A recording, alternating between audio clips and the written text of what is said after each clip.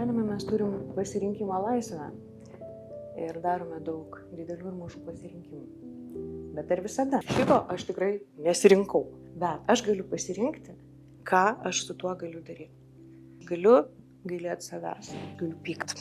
Arba aš galiu padaryti kažką, kas neštų man džiaugsmą, kas man parodytų kažką apie mane, galbūt kas būtų labai pozityvu. Kviečiu jūs į dramaterapinės lėlių kūrimo dirbtuves, kurios metu jūs ne tik pamatysite, kaip renkatės, ką renkatės, o kas renkasi jūs, bet ką galite iš to padaryti, galbūt jį priimti, gal kažką pakeisti ir jūs išsinešite savo pačių rankų darbo autorinės lėlės biustą, kurį turėsite ir kaip prisiminimą apie dramos terapijos konferenciją, ir kaip ilgalaikį resursą.